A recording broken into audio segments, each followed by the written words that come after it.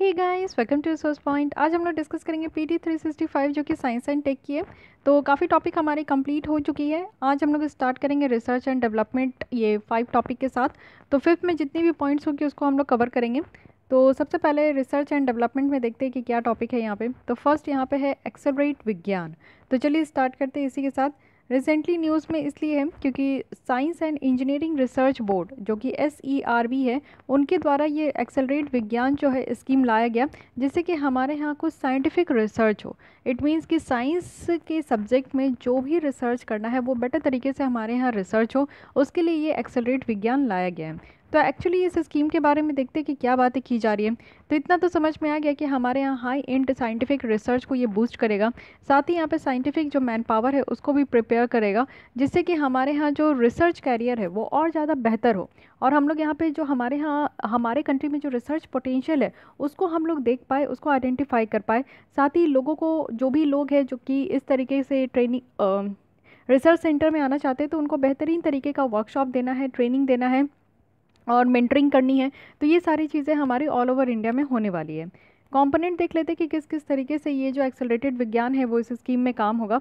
तो सबसे पहला कंपोनेंट है अभ्यास। इट मीन्स कि क्या है कि यहाँ पे जो पोटेंशियल पीजी और पीएचडी स्टूडेंट जो है ना, उनको यहाँ पे ग्रूम किया जाएगा और उनको यहाँ पे रिसर्च स्किल्स दी जाएगी, यानी कि उनकी जो भी रिसर्च स्किल्स है उसको बेटर तरीके से डेवलप किया जाएगा उनके सेलेक्टेड एरिया में। और साथ ही साथ आप देखो कि यहाँ पे दो कंपोनेंट है, एक तो है हाई इंड वर्कशॉप होगा और दूसरा रिसर्च इंटर्नशिप होगा, जिसको कि वृत्तिका भी कह रहे हैं, कार्यशाला और वृत्तिका। ठीक है, तो यहाँ पे क्या हाई एंड वर्कशॉप है और रिसर्च इंटर्नशिप है। तो ये दो कंपोनेंट है अभ्यास के अंदर, जिसमें कि मेनली लोगों को, बच्चों को अभ्यास कराया जाएगा। जो भी यहाँ पे साइंस जितने भी पीजी और पीएचडी के स्टूडेंट हैं उनको यहाँ पे प्रैक्टिस कराई जाएगी। ठीक है, नेक्स्ट है यहाँ पे सम्मोहन प्रोग्राम। तो इसी के अंदर सेकंड कंपोनेंट है सम्मोहन, यानी कि यहाँ पे जितने भी साइंटिफिक इंटरेक्शंस होगी हमारे कंट्री में, तो उन सबको कंसोलिडेट करना है, उनको इनकरेज करना है। और यहाँ पे भी आप देखो दो पार्ट है, एक तो है संयोजिका, जिससे कि क्या होगा कि कैपेसिटी बिल्डिंग एक्टिविटीज़ यहाँ पे लेकर आनी है साइंस और टेक्नोलॉजी वाले फील्ड में। और सेकंड है संगोष्ठी। तो संगोष्ठी से क्या है कि साइंटिफिक कम्युनिटी है उसको फैसिलिटेट किया जाएगा, जिससे कि हमारे जो इंडिविजुअल है और जो रिसर्च ग्रुप है उसके बीच में इंटरेक्शन होगी। तो संगोष्ठी होगी, यानी कि इंटरेक्शन करके जितने भी इंडिविजुअल है, वो जितने एक्सपर्ट साइंटिस्ट है ना, उनसे यहाँ पे बात किया जाएगा। यानी कि जो रिसर्च फील्ड में महानता हासिल किए हुए, वैसे हमारे कंट्री से बहुत ही कम है जो कि साइंस के फील्ड में रिसर्च करते हैं।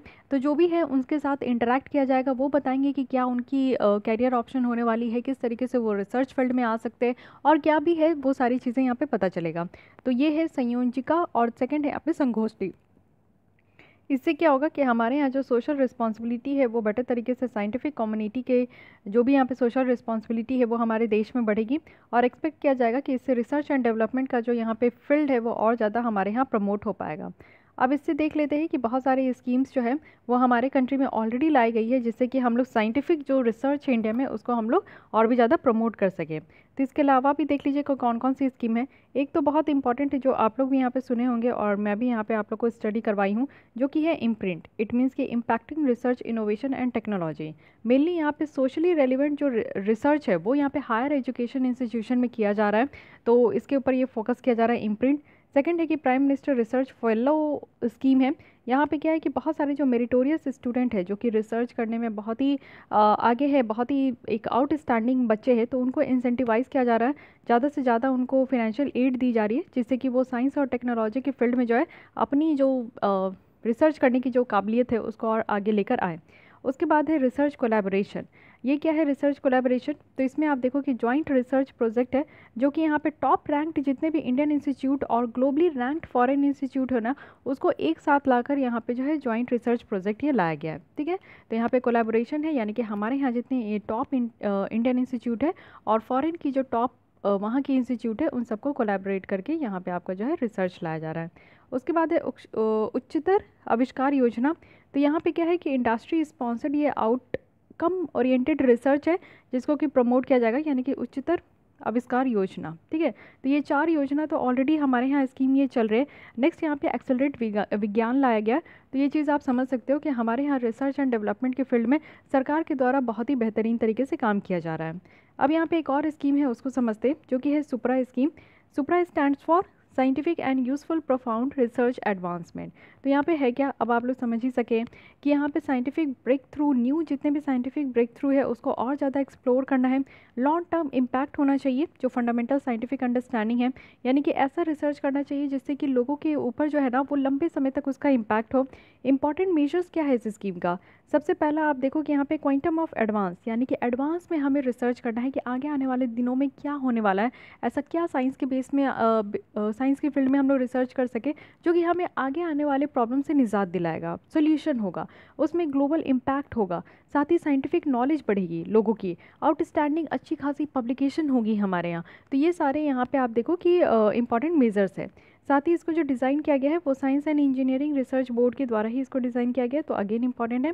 अब ये कैसी बॉडी है?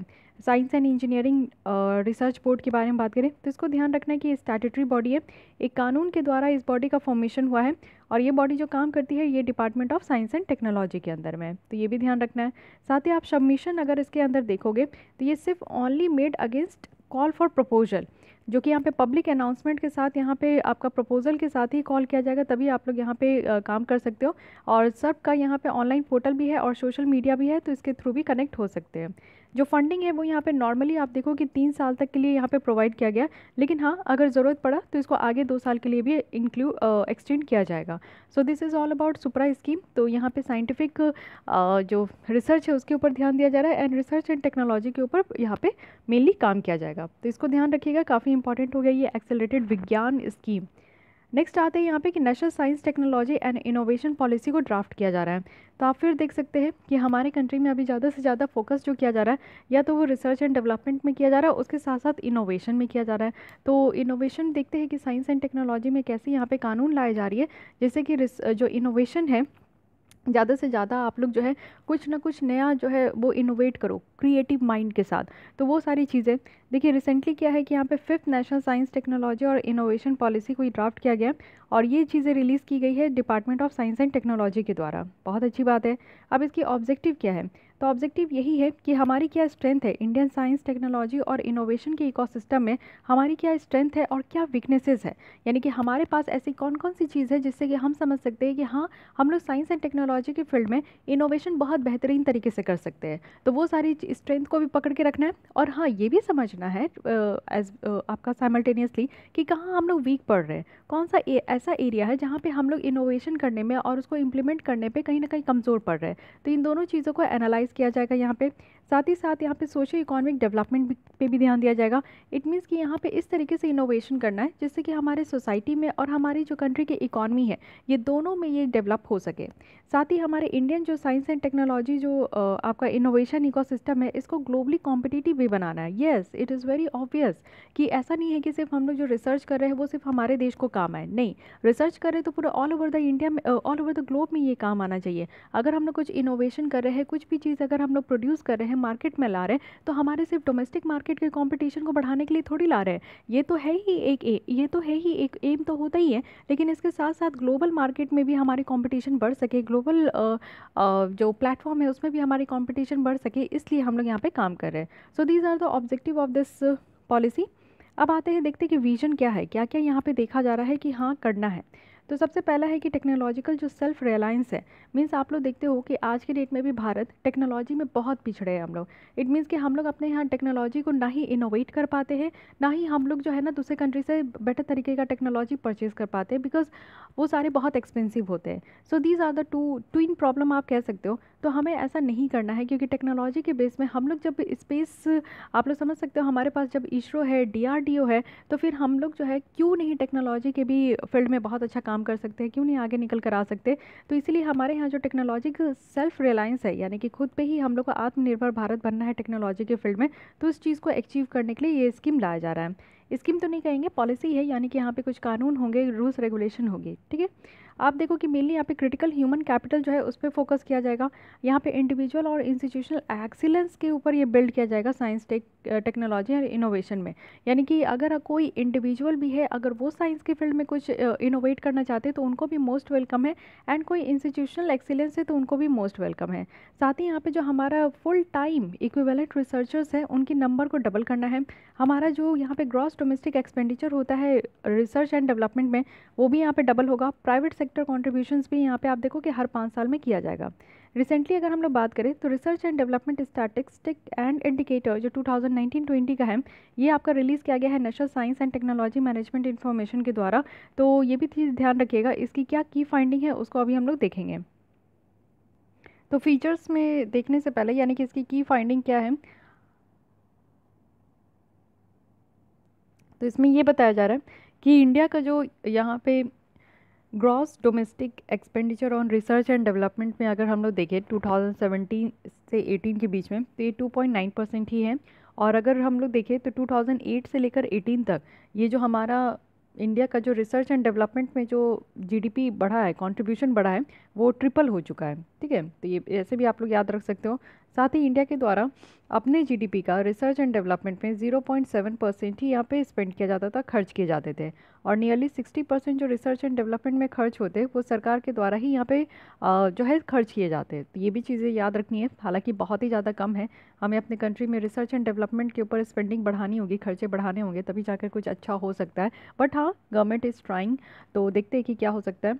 नंबर ऑफ़ रिसर्चर्स जो है पर मिलियन पॉपुलेशन वो भी डबल हो चुके हैं अगर हम लोग इसको 2000 से कंपेयर करें तो ये भी अच्छी बात है। तो पॉजिटिव साइन तो हमें दिख ही रहा है लास्ट 10 ईयर्स और 8 ईयर्स के बीच में। ठीक है, इसकी फीचर्स क्या है ये देख लेते हैं। सबसे पहले जो है national science and technology innovation observatory इसको इस्टेब्लिश किया जाएगा, यानी कि सारे काइंड ऑफ डेटा जो है साइंस टेक्नोलॉजी और इनोवेशन के जो इकोसिस्टम से रिलेटेड जितनी भी डेटा है ना, सबका यहाँ पे एक सेंट्रल रिपोजिटरी होगी। साथ ही यहाँ पे आप देखो कि Indian science and technology archive of research है, जिसमें कि यहाँ पे जो भी आउटपुट है पब्लिकली फंडेड रिसर्च का, तो वो यहाँ पे उसकी एक्सेस प्रोवाइड की जाएगी। साथ ही यहाँ पे हायर एजुकेशन रिसर्च सेंटर है और कोलैबोरेशन रिसर्च सेंटर है, जो कि यहाँ पे रिसर्च इनपुट प्रोवाइड करेंगे पॉलिसी मेकर्स के लिए। साथ ही इनोवेशन प्रैक्टिस में रिसर्च किया जाएगा, जो भी मैंडेटरी कंपोनेंट होगा हमारे यूनिवर्सिटी, टीचर्स, कॉलेजेस के लिए।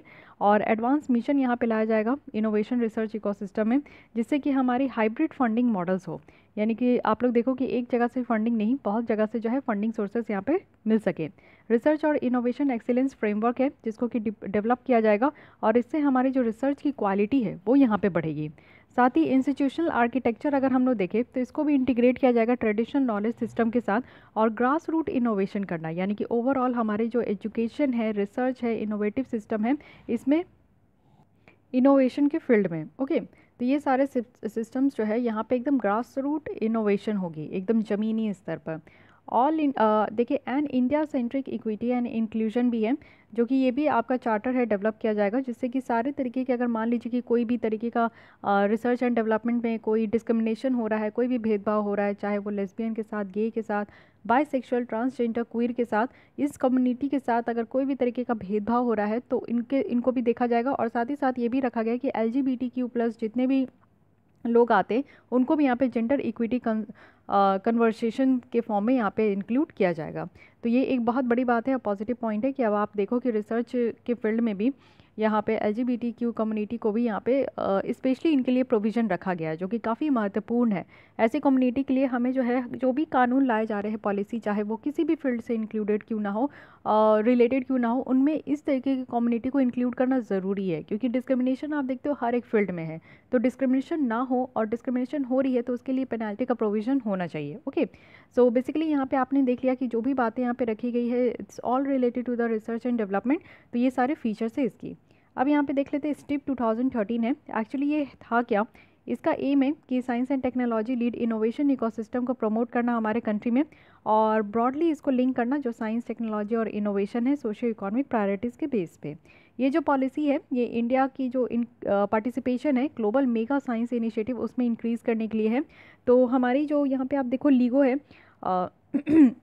Laser interferometer, gravitational wave observatory, फिर LHC है, फिर यहाँ पे the international thermonuclear experimental reactor है। तो ये सारे बहुत ऐसे साइंस इनिशिएटिव है जिसमें कि इंडिया को भी यहाँ पे पार्टिसिपेट करने के लिए इस तरीके की प्रोग्राम लाई गई है कि जिससे कि हमारे यहाँ रिसर्च डेवलपमेंट की जो इकोसिस्टम है ना वो डेवलप हो सके। फाइन, अब आते हैं super conductivity at room temperature. तो ये है क्या, इसको थोड़ा ध्यान से देखिएगा।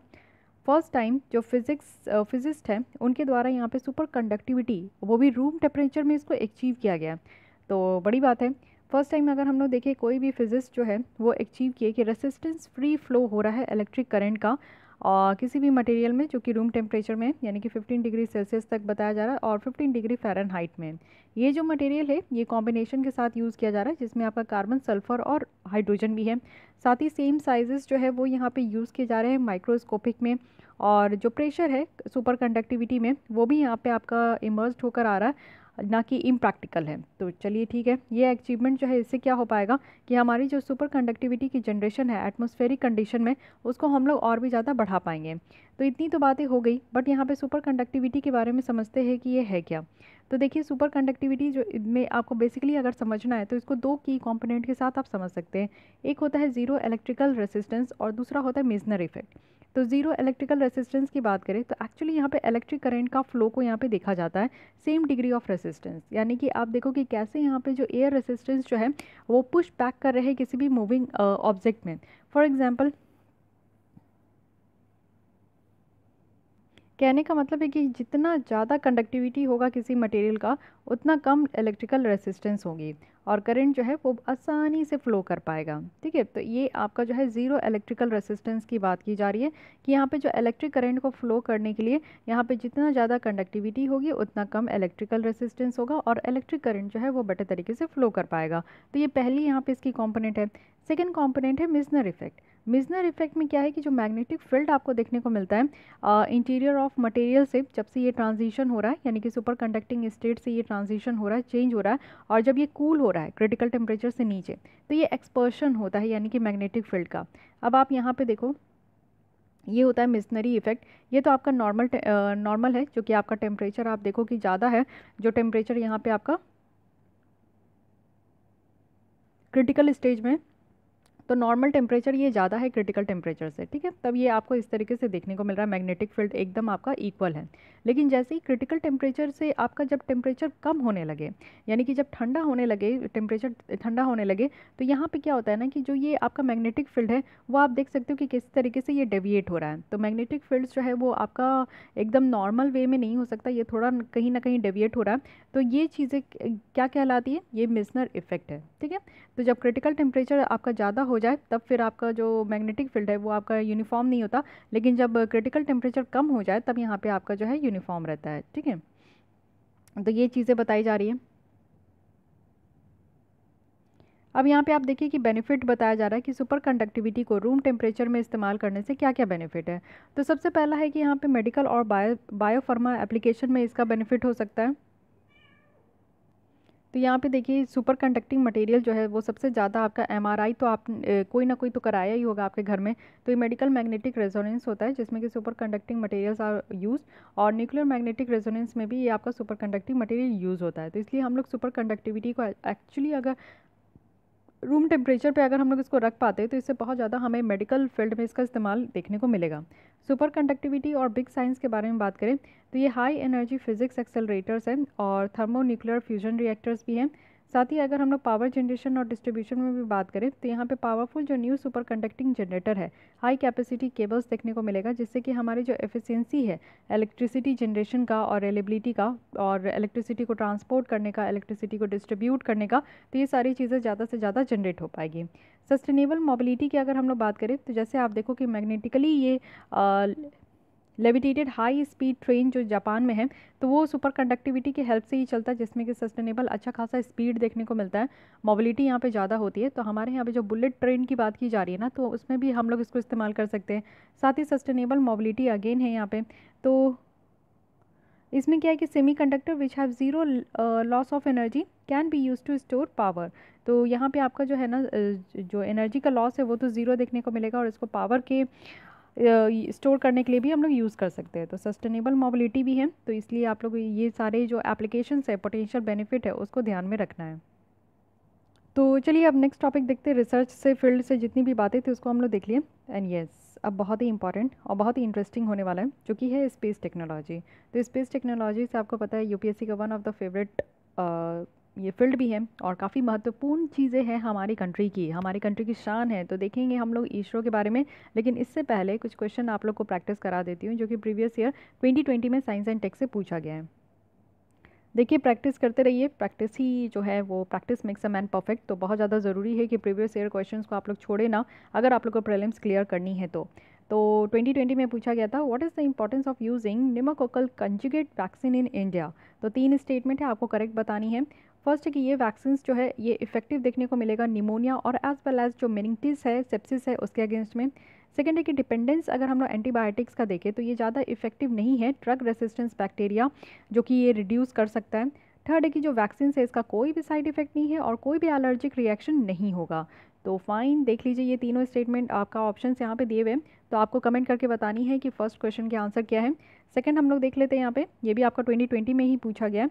3 स्टेटमेंट है, उसमें से आपको करेक्ट बताना है। देखिए बायोटेक्नोलॉजी से ये क्वेश्चन है, genetic changes can be introduced in the cell, जो कि एग और स्पर्म ऑफ द प्रोस्पेक्टिव जो पेरेंट है उनकी यहाँ पे प्रोड्यूस करते हैं।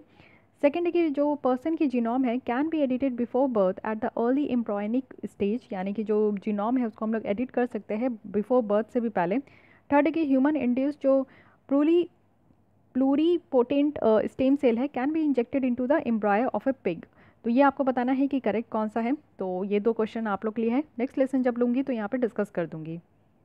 तो चलिए स्टार्ट करते हैं जॉइंट ल्यूनार पोलर एक्सप्लोरेशन मिशन के बारे में। तो ये है क्या, एक्चुअली जॉइंट ल्यूनार पोलर एक्सप्लोरेशन जिसको LPE मिशन भी कहा जा रहा है, ये हमारा नहीं है, ये जाक्सा का है, यानी कि जापान एरोस्पेस एक्सप्लोरेशन एजेंसी का है।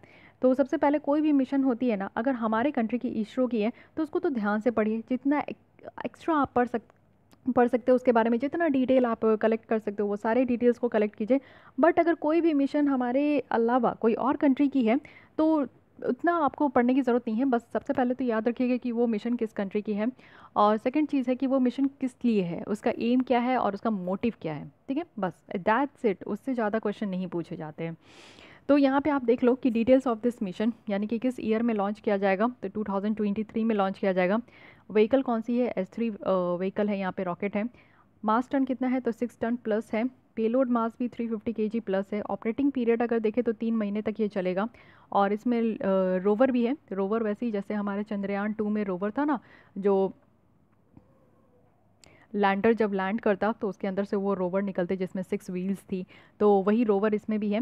लैंडिंग पॉइंट कहाँ है, तो मून के साउथ पोल में। ओके, और मेजर मिशन कौन कौन सी है, तो यहाँ पे क्या काम किया जाएगा, वाटर को डिटेक्ट किया जाएगा, science instrument, environmental measuring instrument भी है यहाँ पे। चलिए बेहतरीन है, कुछ देख लेते हैं इस मिशन के बारे में। एक्चुअली यहाँ पे आप देखो कि जो जाक्सा है और इसरो है, इन दोनों के द्वारा यहाँ पे 2017 में इस मिशन को के बारे में बात किया गया था, जिसका एम था कि एक लैंडर और रोवर को मून के सरफेस में जो है वो लेकर जाना है। तो ये 2017 में बात हुआ था, जाक्सा पीछे रह गया, इसरो आगे निकल गया कि हम लोग लेकर तो गए लेकिन हाँ थोड़ी सी प्रॉब्लम हो गई, हम लोग प्रॉपर लैंड नहीं करा पाए और रोवर भी हमारा नहीं घूम पाया मून के सरफेस में। तो बट कोई ना, चंद्रयान 3 भी स्टार्ट हो रहा है, तो देखते हैं कब वो लॉन्च होगा। तो एज़ पर द डिटेल जो भी जाक्सा के द्वारा शेयर किया गया है, तो ये 2023 में लॉन्च होगा। ये मिशन आप देखो कि 6 महीने तक रहेगा, और यहाँ पे मेनली टारगेट है कि जो मून साउथ पोल है ना, वहाँ पे अंधेरा होता है, तो वहीं पे इसको जो है लैंड कराने का। जाक्सा जो है वो ओवरऑल लैंडिंग मॉड्यूल और रोवर को यहाँ पे बिल्ड कर रहे हैं, और इसरो यहाँ पे जो है ना लैंडर सिस्टम को डेवलप करेगा। तो इसरो का भी इसमें पार्टिसिपेशन है, दैट्स वाई हम लोग ये टॉपिक को इतना डिटेल में पढ़ रहे हैं, नहीं तो नहीं पढ़ते। ठीक है, तो हमारे द्वारा क्या किया जा रहा है, तो यहाँ पे लैंडर सिस्टम को डेवलप किया जाएगा। रोवर जो है एक ऑब्जर्वेशन करेगा उस एरिया का जहाँ पे पानी होगा, तो जहाँ पे भी पानी डिस्ट्रीब्यूटेड होगा, प्रेजेंट होगा, तो उसको यहाँ पे रोवर जो है वो ऑब्जर्व करेगा।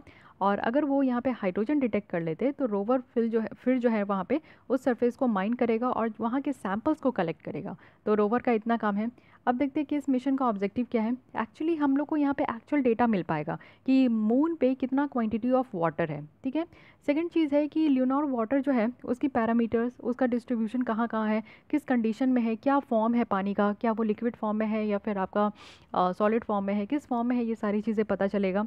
साथ ही आप लोग देखो वो भी मून के साउथ पोल में, तो मून के साउथ पोल में अंधेरा रहता है, वहाँ पे सनलाइट बहुत महीनों तक नहीं पहुँच पाती है, तो इसलिए वहाँ की कंडीशन जानना यहाँ पे हमारा इंटरेस्ट है।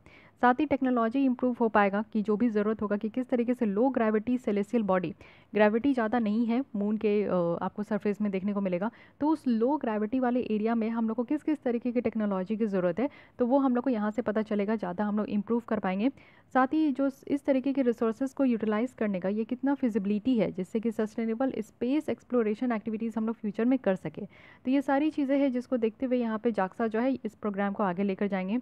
रिलेटेड न्यूज़ क्या है कि यहाँ पे आप फाइंडिंग अगर हम लोग देखें तो नासा के stratospheric observatory for infrared astronomy के द्वारा ये फाइंड आउट किया गया है कि जो वाटर को इंडिकेट करते हुए कि वाटर में भी distributed across the lunar surface, यानी कि ल्यूनार सरफेस में पूरी तरीके से वाटर डिस्ट्रीब्यूटेड है and not limited to cold shadowed place, यानी कि ठंडे प्लेस तक ही और जो छाँव वाला प्लेस है वहाँ तक ही नहीं ये आपका लिमिटेड है, ये पूरे आपको देखने को मिलेगा कि बताया जा रहा है कि ल्यूनार सरफेस में ये डिस्ट्रीब्यूटेड है। ठीक है, ये जो नासा का ये मिशन था इसको सोफिया कहा जाता था। सोफिया एयरबॉर्न ऑब्जर्वेटरी है जो कि जॉइंट प्रोजेक्ट है नासा और जर्मन एरोस्पेस सेंटर का। सोफिया की बात करें तो यहाँ पे वाटर मॉलिक्यूल्स को डिटेक्ट किया गया है कैल्वियस क्रैटर में, जो भी मून्स के सर्दर्न हेमिस्फीयर में ये आपका लोकेटेड है। ठीक है, तो इतनी भी पॉइंट भी याद रखना है कि नासा का क्या स्टैंड है और क्या कहा जा रहा है। तो चलिए आगे बढ़ते हैं और ये समझते हैं कि ये मून का साउथ पोल इतना क्यों स्पेशल है, क्यों सबको सारे कंट्रीज़ जो है वो मून के साउथ पोल में ही पड़ी हुई है। तो देखिए समझिए, इसका जो क्रैटर है ना वो यहाँ पे अनटच्ड है, यानी कि सनलाइट से बिलियन ईयर्स से जो है ना यहाँ पे इसमें सनलाइट नहीं आया है। तो आप समझ सकते हो, अभी तो मैं कुछ महीने कह रही थी बट यहाँ तो बिलियन ईयर्स देखने को मिल रहा है। और साथ ही अनडिस्ट्रीब्यूटेड रिकॉर्ड है सोलर सिस्टम ओरिजिन का। तो यहाँ से ऐसा लगता है ना कि देखिए ये साउथ पोल है, ये पूरा मून है, ये नॉर्थ पोल है, ये साउथ पोल है, और हमारा जो चंद्रयान 2 का लैंडिंग साइट था वो आप देख सकते हो यहाँ पे था। ठीक है, तो एक्चुअली कहा जा रहा है ना कि इससे काफ़ी कुछ हम लोग पता कर सकते हैं। इवोल्यूशन ऑफ यूनिवर्स, इसके बारे में तो आप देख रहे हो कि साइंटिस्ट हाथ धो के पीछे पड़ गए कि कैसे हमारे यहाँ स्टार की फॉर्मेशन हुई, यूनिवर्स कैसे इवॉल्व हुआ। तो वो सारी चीज़ों को पता करने के लिए ना ये भी चीज़ देखा जा रहा है कि अगर हम लोग साउथ पोल को यहाँ पे स्टडी करेंगे मून से तो मून का तो काफ़ी कुछ यहाँ पे हम लोग को पता चलेगा। तो ये भी एक रीज़न है। अनडिस्ट्रीब्यूटेड रिकॉर्ड भी यहाँ पे देखने को मिलता है। साथ ही परमानेंटली ये शैडोड क्रैटर है जो कि एस्टिमेट किया जा रहा है कि 100 मिलियन टन्स ऑफ वाटर है यहाँ पे। तो बहुत अच्छी बात है कि अगर पानी की अवेलेबिलिटी यहाँ पे हो जाए तो काफ़ी कुछ फ्यूचर में पॉजिटिव पॉइंट देखने को मिलेगा। साथ ही यहाँ पे एलिमेंटल और जो पोजिशनल एडवांटेजेस है जिससे कि सुटेबल पिट स्टॉप होगा फ्यूचर स्पेस एक्सप्लोरेशन के लिए। और साथ ही साथ आप देखो यहाँ पे hydrogen, ammonia, methane, sodium, mercury, silver already ये ट्रेस किया जा चुका है। और तो ये untapped sources of essential resources भी है। तो पानी तो है ही, इसके अलावा बहुत सारे रिसोर्सेज भी है जो कि यहाँ पे अवेलेबल है। तो इसलिए हर कंट्री के साइंटिस्ट जो है इसके पीछे पड़े हुए हैं कि हाँ इसको एक्सप्लोर करना ही है। फाइन, तो इसकी थोड़ी आप देख सकते हो कि ये बीचों बीच इक्वेटर है और ये है कोपरनिकस क्रैटर जो कि यहाँ पे आपको पॉइंट देखने को मिल रहा है। इसको हम लोग टाइको क्रैटर कहते हैं and this is Sea of Serenity. तो ये सारे वर्ड्स जो भी यहाँ पे लिखे हैं उसको आप लोग देख लीजिए। अब हमारे यहाँ पे था मॉम। मॉम कहने का मतलब है कि मार्स और वाइटल मिशन। तो इसरो का जो ये मॉम था ये 6 साल आज के डेट में कंप्लीट हो चुका है। तो थोड़ा सा देख लेते हैं कि एक्चुअली ये है क्या, रिवाइज कर लीजिए। मॉम जिसको मंगलयान मिशन भी कहा गया, इसके ऊपर मूवी भी है, आप लोग देखिएगा कितनी शानदार तरीके से वहाँ पे दिखाया गया है, काफ़ी नॉलेज होगा आपको वो मूवी देखने से। तो ये फर्स्ट इंटरप्लेनेटरी मिशन था इसरो का जो कि 2013 में लॉन्च किया गया, प्लस ये PSLV C-25 के द्वारा लॉन्च किया गया। ठीक है, और ये मार्शल ऑर्बिट में 2014 में गया, वो भी अपने फर्स्ट अटेम्प्ट में। तो सबसे बड़ी बात है कि हम लोग फर्स्ट अटेम्प्ट में 2014 में ही मार्स ऑर्बिट में अपने इस मिशन को पहुंचा चुके थे। इसका ऑब्जेक्टिव क्या था? साइंटिफिक और टेक्नोलॉजिकल दो तरीके से था। साइंटिफिक कहने का मतलब है कि मार्स की जो सरफेस की जो फीचर्स है ना उसे एक्सप्लोर करना, मिनरलॉजी देखना कि वहाँ पे कितने मिनरल्स प्रेजेंट है कि नहीं, एटमॉस्फेयर कैसा है वहाँ का, ये सारी चीज़ें देखनी। टेक्नोलॉजी के फॉर्म में क्या था कि डीप स्पेस कम्युनिकेशंस हो सकेगा कि नहीं, नेविगेशन को यहाँ पे हेल्प मिलेगा कि नहीं, मिशन प्लानिंग और मैनेजमेंट, ये सारी चीज़ों को यहाँ पे एक्सप्लोर करने के लिए ये मिशन गया था। मार्स ऑर्बिटर मिशन की अगर बात करें तो ये 5 पेलोड अपने साथ लेकर गया था। तो ठीक है, चलिए अच्छी बात है। लेकिन अदर मार्स मिशन अगर हम लोग देखें जो न्यूज़ में रहा है, क्योंकि सिर्फ हमारा इंडिया और जाक्सा ही नहीं है, बहुत सारे कंट्रीज है जो कि पीछे पड़े हुए हैं। तो यहाँ पे आप देखो कि एक्सो मार्स 2022 है। एक्चुअली ये जॉइंट प्रोग्राम होगा, एक तो ये यूरोप का यूरोपियन स्पेस एजेंसी है और रशिया का रशियन स्पेस एजेंसी है। इन दोनों के से मिलकर जो है ये दोनों 2022 में एक टारगेट रखे मार्स में ये भेजेंगे। यहाँ पे क्या है, 2 मिशन होगा। पहला होगा कि ट्रेस गैस ऑर्बिटर जो कि 2016 में ही लॉन्च किया गया था, और सेकंड है यहाँ पे कि रोवर और सरफेस प्लेटफॉर्म भी होगा इस बार जो कि 2022 में जो है ये प्लान किया जा रहा है। तो रोवर आज के डेट में एक समझिए कि स्मार्ट टेक्नोलॉजी हो गया जिसका इस्तेमाल हर कोई कर रहा है सरफेस को एक्सप्लोर करने में, तो बेटर बात है। उसके बाद मार्स 2020 रोवर है, जो कि ये नासा का ये आपका परसेवरेंस रोवर है, जिसमें आप देखो कि एंशिएंट लाइफ का ये एक साइन है और रॉक को कलेक्ट करेगा, सॉइल सैंपल को कलेक्ट करेगा और पॉसिबल है कि ये वापस से अर्थ में जो है रिटर्न हो जाएगा। इसको 2020 में ही लॉन्च किया गया था, तो ठीक है। फिर उसके बाद होप मिशन है, जिसका नाम अमल भी है। ये यूएई के द्वारा 2020 में ही लॉन्च किया गया था। ये अरब वर्ल्ड का पहला मिशन है जो कि मार्स में गया है, तो ये काफ़ी इंपॉर्टेंट है, काफ़ी एग्जाम्स में भी पूछा गया था अभी लास्ट ईयर जितने भी पेपर हुए थे, तो इसलिए इसको भी ध्यान रखिएगा। ताइवान 1 है। अब चाइना भले पीछे क्यों रहे, तो चाइना की फर्स्ट मार्स मिशन जो है वो यहाँ पे आ चुका है, जिसको लास्ट ईयर 2020 में इसने भी लॉन्च कर दिया। तो कोई भी यहाँ पे पीछे नहीं रह रहा है, सब कोई सोच रहा है कि चलो हम लोग भी एक्सप्लोर कर ले, कुछ खनिज वगैरह पानी वगैरह मिले तो उसे भी हम लोग ले ले, है कि नहीं। तो चाइना तो ऐसे भी धरती में रहकर सारी चीज़ों को ये हथियाना चाह रहा है, तो फिर उसका मार्स को कैसे छोड़ देगा। चलिए देखते हैं कि मॉम जो ये हमारा मिशन था, ये अब तक कैसे हमें हेल्प कर रहा है। तो देखिए, एक मार्शियन जो एटलस है उसको प्रिपेयर करने में ये हेल्प किया, क्योंकि जो भी ऑर्बिटर के द्वारा बहुत सारे इमेज प्रोवाइड किए गए, तो उसके थ्रू क्या हुआ कि एक एटलस बन पाया मार्स का। साथ ही आप लोग देखो कि डस्ट स्टॉर्म जो मार्स में है वो यहाँ पे फाइंड आउट हो पाया। एल्बिडो मैप बन पाया मार्स का। एल्बिडो कहने का क्या मतलब होता है कि सोलर से यानी कि सन से कितनी यहाँ पे रेडिएशन आ रही है और किसी चीज़ से टकरा कर वो वापस जब चले जाती है तो इसे एल्बिडो कहते हैं, यानी कि सन रेज का आना और चला जाना रिफ्लेक्ट होकर, ठीक है। तो ये एल्बिडो जो है एक फ्रैक्शन ऑफ सोलर एनर्जी है, जो कि प्लानिटरी सरफेस से ये आपका रिफ्लेक्ट होकर बैक चला जाता है। रिसेंटली आप देखो कि मार्स की जो कलर कैमरा है, इसमें इमेजेस कैप्चर किए गए हैं फोबोस का, क्लोसेट का और biggest moon of the Mars का, ठीक है। तो मार्स में 2 मून है, अदर बिंग यहाँ पे डेमोस है, ओके। तो एक तो यहाँ पे फोबोस है ही इसके मून, और सेकंड मून कौन सा है, तो यहाँ पे डेमोस है। इमेज जो है वो यहाँ पे क्रैटर को हाईलाइट किया गया, यानी कि फोबोस के ऊपर जो क्रैटर है उसको हाईलाइट किया गया है इमेज के द्वारा। स्टिकनी और श्लोकवी और रोशे और ग्रिसली, ये कुछ नाम है जो कि यहाँ पे बताए गए हैं, तो इसको इतना ध्यान देने की ज़रूरत नहीं है। मेनली आप लोग समझो कि हाँ, आगे जितनी भी हम लोग मार्स पे मिशन लेकर जा रहे हैं उससे जो है काफ़ी हेल्प हो पाया, जो भी इस मॉम के ऑर्बिटर के थ्रू जो भी इमेज भेजे गए ना, तो एटलस बन पाया और हमारा काम और आसान हो पाया। इसलिए हम लोग और भी अब ज़्यादा से ज़्यादा अपनी जो क्यूरियोसिटी है उसको बढ़ा रहे हैं और एक्सप्लोर करने में यहाँ पे हेल्प हो पा रहा है। तो ये पेलोड है, 5 पेलोड जो गए थे। आई डोंट थिंक कि इसको पढ़ने से आपको कहीं से भी कोई फ़ायदा होगा और इससे एग्जाम में क्वेश्चन पूछे जाएंगे, एकदम टू बी फ्रैंक, ठीक है। क्योंकि पेलोड देखिए, हर एक मिशन में बहुत सारे डिफरेंट डिफरेंट पेलोड जाते हैं, तो उसको आप लोग को पूरी तरीके से पढ़ने की ज़रूरत नहीं है। लेकिन हाँ, एक बार देख लीजिए, एक सेंसर है, ये मीथेन सेंसर है, ये कलर कैमरा है जिससे कि कलर पिक्चर निकल कर आ सके। अल्फ़ा ये आपका फोटोमीटर है, और साथ ही साथ थर्मल इंफ्रारेड इमेजिंग स्पेक्ट्रोमीटर है। मार्स एक्सोस्फेरिक न्यूट्रल कंपोजिशन एनालाइजर है। तो ये चीज़ें आप देख लिए, इसके बारे में डिटेल आपको जानने की ज़रूरत नहीं है। Next coming to the Chandrayaan 2, तो रिसेंटली चंद्रयान 2 का 1 साल हो चुका है। चंद्रयान 2 अपनी जो मिशन है वो इंडिया की सेकेंड ल्यूनार एक्सप्लोरेशन है। बेसिक कॉम्पोनेंट क्या था, तो 3 कॉम्पोनेंट था, एक था orbiter, second one is lander, third one is rover. तो ऑर्बिटर है जो कि ल्यूनार सरफेस को ऑब्जर्व करेगा, और कम्युनिकेशन जो अर्थ और चंद्रयान 2 के बीच में, लैंडर के बीच में है, वो यहाँ पे मेंटेन हो पाएगा। सेकंड है यहाँ पे लैंडर, जिसका नाम रखा गया था विक्रम। विक्रम साराभाई के ही ऊपर ये नाम रखा गया था, जो कि इंडिया की फर्स्ट जो सॉफ्ट लैंडिंग है ल्यूनार सरफेस में, वो यहाँ पे लैंडर ही करवाएगा। रोवर क्या है, इसका नाम प्रज्ञान है। तो इसमें 6 व्हील थे, 6 चक्के हैं, और आर्टिफिशियल इंटेलिजेंस पावर्ड ये व्हीकल था जो कि ल्यूनार सरफेस में मूव करता और ऑन साइट केमिकल एनालिसिस को परफॉर्म करता, ठीक है। ये 3 रही। उसके अलावा लॉन्चर आप देखो, तो इसको जो लॉन्च किया गया था हमारे यहाँ GSLV जो मैक 3M1 है, जियो सिंक्रोनस सैटेलाइट लॉन्च व्हीकल, इससे जो है इसको लॉन्च किया गया था। ये इंडिया का मोस्ट पावरफुल लॉन्चर है, जिसे हम लोग बाहुबली भी कहते हैं, ठीक है। साथ ही देखते हैं कि चंद्रयान 2 मिशन की यहाँ पे फीचर्स क्या क्या थी। देखिए, ये पहला हमारा स्पेस मिशन था जो कि सॉफ्ट लैंडिंग होता, ठीक है। हालांकि नहीं हो पाया, लेकिन ये सॉफ्ट लैंडिंग होता हमारा पहला मिशन था। फर्स्ट इंडियन एक्सपेडिशन थी कि हम लोग यहाँ पे सॉफ्ट लैंडिंग के लिए अटेम्प्ट कर रहे थे, और होम ग्राउंड टेक्नोलॉजी, जो भी टेक्नोलॉजी इसमें यूज़ किया गया, सब हमारे कंट्री में बनाई गई, बहुत बढ़िया बात। थर्ड है कि फर्स्ट इंडियन मिशन था जिससे कि हम लोग ल्यूनार टेरेन को यहाँ पे एक्सप्लोर करते अपने खुद के टेक्नोलॉजी बनाए हुए से। फोर्थ यहाँ पे पॉइंट है कि हम लोग फोर्थ कंट्री हो जाते अगर सॉफ्ट लैंड करा देते, क्योंकि हमसे पहले जो है ल्यूनार सरफेस में सॉफ्ट लैंड कराने वाले 3 कंट्री है, जिनका नाम है USSR, इट मीन्स कि रशिया एंड चाइना। तो हम लोग 4th नंबर पे काउंट हो जाते हैं, बहुत बेहतरीन बात होता। प्राइमरी ऑब्जेक्टिव अगर हम लोग देखें, तो यहाँ पे क्या है कि जो एबिलिटी है सॉफ्ट लैंड का, वो भी ल्यूनार सरफेस में। तो इसको डिमॉन्स्ट्रेट करना है और ऑपरेट करना है, जो रोबोटिक रोवर था उसको ऑपरेट करना है। इससे क्या होगा कि हमारी टेक्नोलॉजी के एडवांसमेंट देखने को मिलेगी कि हाँ, जितनी भी चीज़ें हम लोग अपने कंट्री से बनवाए थे वो अब कितना एडवांस हो चुका है।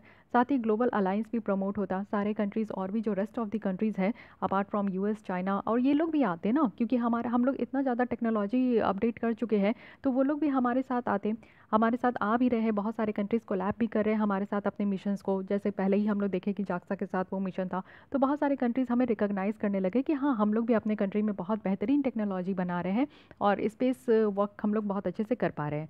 साइंटिफिक ऑब्जेक्टिव क्या था कि मून जो है ये बेस्ट लिंकेज प्रोवाइड करता है अर्थ की अर्ली हिस्ट्री के साथ, और एविडेंस जो है वो वाटर मॉलिक्यूल्स का, ये चंद्रयान 1 जो गया था उसके द्वारा ही ये डिस्कवर कर लिया गया था। साथ ही यहाँ पे न्यू रॉक टाइप को स्टडी किया गया है और यूनिक केमिकल कंपोजिशन के साथ। So these are the scientific objectives. Okay, इसके अलावा देख लेते हैं कि यहाँ पे मिशन पेलोड बताया गया। तो देखिए अगेन यहाँ पे बताया गया कि ऑर्बिटर पेलोड क्या है, विक्रम पेलोड क्या है, क्या क्या ये अपने साथ लेकर गए, तो इसको जानने की ज़रूरत नहीं है। नेक्स्ट आते हैं रिलेटेड न्यूज़ क्या है। तो recently first set of data जो कि चंद्रयान 2 मिशन से ये रिलीज़ किया गया है, वो भी वाइडर पब्लिक यूज़ के लिए। और ये जो प्रधान पोर्टल है जिसको कि Indian space science data centre के द्वारा इसको होस्ट किया गया है, तो प्रधान पोर्टल पे ये पहली बार रिलीज़ किया गया है। तो Indian space science data centre की बात करें तो ये नोडल सेंटर है जिसमें कि प्लानिटरी डेटा रखा जाता है, वो भी यहाँ पे प्लानिटरी मिशंस का, जो भी इसरो का जितना भी प्लानट के ऊपर मिशंस है उसके सारे डेटा कहाँ कलेक्ट करके रखे जाते हैं, तो वो है Indian space science data centre. ठीक है, और यहाँ पे ये पोर्टल भी है, इसको भी ध्यान रखिएगा। नेक्स्ट आते हैं और भी रिसेंटली न्यूज़ है। रिसेंटली क्या हुआ है कि इमेज जो है चंद्रयान 1 के द्वारा जो भेजा गया था उससे ये इंडिकेट होता है कि अर्थ का जो एटमॉस्फेयर है ना वो मून के ऊपर इसका इम्पैक्ट देखने को मिला। इमेजेस जो यहाँ पे दिखाया जा रहा है तो मून में भी रस्टिंग है, यानी कि उसमें अगर कोई पोल है तो उसमें भी जंक लग रहा है, जैसे हमारे यहाँ भी जंक लगता है। तो चंद्रयान 1 की डेटा ये इंडिकेट करती है कि मून का जो पोल है ना वो वहाँ पे वो पानी देखने को मिलेगा। और अगर हम लोग देखें जो सरफेस ऑफ मून है इसको हम लोग आयरन रिच रॉक भी कहते हैं, तो जहाँ पे आयरन है वहाँ पे रस्टिंग तो होगी, और वहाँ पे पानी नहीं है और ऑक्सीजन नहीं है। साथ ही नासा का बिलीव किया जा रहा है कि एटमॉस्फेयर जो है वो पार्टली रिस्पॉन्सिबल है इसी चीज़ के लिए। तो चलिए देखते हैं कि क्या बातें हैं आगे, इसके बारे में क्लियर हो पाएगा। लेकिन चंद्रयान 1 की डेटा के बारे में यही दिखाया जा रहा है कि मून्स के पोल्स में जो है ना आपका यहाँ पे साउथ पोल, नॉर्थ पोल, जो साउथ पोल देखने को मिल रहा है, नॉर्थ पोल देखने को मिल रहा है, वहाँ पे पानी है। और सरफेस ऑफ मून जो है वो आयरन रिच है लेकिन वहाँ पे पानी नहीं है और ऑक्सीजन है। ठीक है, नॉट वाटर एंड ऑक्सीजन, तो पानी और ऑक्सीजन दोनों नहीं है। चंद्रयान 1 के बारे में इतना बात कर रहे हैं तो इसके बारे में भी रिवाइज कर लेते हैं। इसको 2008 में लॉन्च किया गया था और इसमें 11 साइंटिफिक इंस्ट्रूमेंट गए थे जो कि इंडिया, यूएसए, यूके, जर्मनी और स्वीडन और बुल्गारिया से बने हुए थे। पेलोड आप देखो कि ये सारे पेलोड गए थे, पेलोड जो कि हम लोग दूसरे कंट्री से लेके गए थे तो ये सारे थे। इसका एम था कि केमिकल और मिनरलॉजिकल जो मैपिंग है पूरे इंटायर ल्यूनर सरफेस का उसको यहाँ पे कंडक्ट करना है, और क्या मिनरल की डिस्ट्रीब्यूशन है उसको यहाँ पे खोज निकालना है। तो की फाइंडिंग क्या हुआ, देखिए वाटर को डिटेक्ट किया गया वेपर फॉर्म में। ठीक है, वेपर फॉर्म में देखा गया कि हाँ वाटर यहाँ पे प्रेजेंट है मून में। साथ ही कंफर्म किया गया कि ओशन मैग्मा हाइपोथेसिस है। एक्सरे सिग्नल को भी डिटेक्ट किया गया। साथ ही ये कहा गया कि जो सोलर फ्लेयर्स है ना वो ड्यूरिंग वीक सोलर फ्लेयर्स, ये इंडिकेट करता है कि मैग्नीशियम की प्रेजेंस है, एल्यूमिनियम है वहाँ पे, सिलिकॉन है, कैल्शियम है, तो बहुत ज़्यादा ये आप समझ सकते हो कि मिनरल्स है यहाँ पे। न्यू स्पाइनल रिच रॉक्स भी है, बहुत तरीके के यहाँ पे पत्थर भी मिल रहे हैं। तो ये सारी बातें हैं जो कि इस चंद्रयान 1 में देखा गया। आइए नेक्स्ट आते हैं Indian regional navigation satellite system में नाविक के बारे में देखते हैं। देखिए इंडिया का जो ये IRNSS है, अब ये हमारा world wide radio navigation system का भी पार्ट बन चुका है, जो कि बहुत खुशी की बात है। ठीक है, वेरी वेरी इंपॉर्टेंट हो गया है। तो इंडिया जो है 4th कंट्री है पूरे वर्ल्ड में जिसका खुद का इंडिपेंडेंट रीजनल नेविगेशन सिस्टम है, सैटेलाइट सिस्टम है, जो कि आज के डेट में हम लोग GPS इस्तेमाल करते हैं। तो ये किसका है, US का है, हमारा ऐसा नहीं है। अब हमारा भी नाविक हो गया है, तो नाविक को यूज़ करके आपको नेविगेशन में मदद मिलेगी। तो हम लोग चौथे कंट्री पूरे वर्ल्ड में बन चुके हैं जो कि हम लोग खुद इसको बनाएं। अदर देन क्या है, तो US का GPS है, रशिया का ग्लोनास है, चाइना का बेयरडू है। ठीक है, और इंडिया का क्या है, नाविक। तो IMO ये आपका इंडियन मेट्रोलॉजिकल ऑर्गेनाइजेशन के द्वारा ये कहा गया है, क्योंकि सॉरी इंटरनेशनल मैरीटाइम ऑर्गेनाइजेशन है ये, तो ये यूनाइटेड नेशन एजेंसी का ही ये पार्ट है। तो कि ये रिस्पॉन्सिबल होते हैं कि शिपिंग की सिक्योरिटी और सेफ्टी को लेकर। तो ये जो वर्ल्ड वाइड आपको देखने को मिलेगा कि रेडियो नेविगेशन सिस्टम है, ये भी IMO प्रोसेस करती है और नेविगेशन सिस्टम यहाँ पे प्रोवाइडर है ये। फाइन, तो इसके बारे में ध्यान रखना। अब आते हैं हम लोग अपने नाविक के बारे में समझते हैं। इसका नाम है इंडियन रीजनल नेशनल, ये आपका सिस्टम है जो IRNSS, ये इस तरीके से डिज़ाइन किया गया है कि यहाँ पे जियो स्पेशल पोजिशनिंग इन्फॉर्मेशन प्रोवाइड किया जाएगा एक्सटेंडिंग अप टू 1500 किलोमीटर, यानी कि इंडिया की जो बाउंड्री है पूरी तरीके से उससे भी आप देखो कि 1500 किलोमीटर तक ये आपका यहाँ पे आपका नेविगेशन मिलेगा। एक कॉन्स्टिलेशन है जो कि 7 सैटेलाइट्स है, तो 3 जो है ये जियो स्टेशनरी ऑर्बिट में है और 4 आपका जियो सिंक्रोनस ऑर्बिट में है। तो यहाँ पे आप लोग देख सकते हो ये हमारा पृथ्वी है, ठीक है, अर्थ है। यहाँ पे आप देखो कि आगे ये ऑर्बिट जाता है, तो ये ऑर्बिट में अगर हम लोग देखें तो ये जो है जियो सिंक्रोनस ऑर्बिट है इस तरीके से, और ये जियो स्टेशनरी है, यानी कि ये आपका रुका हुआ है। यहाँ पे ऑर्बिटर है, ठीक है, ये ऑर्बिटर है जो कि घूम घूम के फ़ोटो यहाँ पे इमेजेस वगैरह देते हैं, और ये ऑर्बिट है। Geosynchronous geostationary earth orbit को ये समझने की कोशिश कीजिए, ये स्टेशनरी है और ये आपका जियो सिंक्रोनस है जो कि घूमते रहता है, ये एक ही जगह घूमते रहेगा, ये आपका ऊपर नीचे घूमते रहेगा, ठीक है। तो यहाँ पे आप देखो कि इसको इसरो के द्वारा डेवलप किया गया जिससे कि हमारी जो डिपेंडेंसी है फॉरेन नेविगेशन सैटेलाइट सिस्टम पे तो वो कट हो पाएगी, क्योंकि जीपीएस वगैरह हम लोग फ्रिक्वेंटली यूज़ करते हैं कहीं पे भी जाने के लिए। तो आज के भी डेट में हम लोग आत्मनिर्भर नहीं है ना, तो हमें यहाँ पे भी आत्मनिर्भर बननी है, इसलिए हम लोग जो है जीपीएस को कट करेंगे, अब हमारी ये नाविक यहाँ पे इस्तेमाल करेंगे। इससे क्या बेनिफिट होगा, देखिए हम लोग वर्ल्ड वाइड जो यहाँ पे रीजनल नेविगेशन सिस्टम का पार्ट बने, तो इससे हमें क्या फ़ायदा होगा। एक्चुअली यहाँ पे आप देखो कि जो भी मर्चेंट वेजल्स है ना वो हमारे यहाँ के जो नेविगेशन सिस्टम है उसको यूज़ करेंगे अपनी पोजीशन इन्फॉर्मेशन को लेने के लिए, यानी कि जो भी यहाँ पे ओशन वाटर में जो भी शिप्स वगैरह आएंगे तो वो डिफाइंड एरिया तक हमारे नेविगेशन सिस्टम को यूज़ करेंगे, है कि नहीं। हमारा जो ओवर डिपेंडेंसी था जीपीएस सिस्टम को लेकर तो वो यहाँ पे कम हो पाएगा, जो कि काफ़ी महत्वपूर्ण है। अब आते हैं इसके बारे में कुछ बेसिक समझिए। Indian regional navigation satellite system, तो इसको नाविक भी कहते हैं, ये डिज़ाइन किया गया है कि एक्यूरेट रियल टाइम पोजिशनिंग बताया जाएगा, जहाँ पे भी आप रहोगे तो रियल टाइम बताया जाएगा।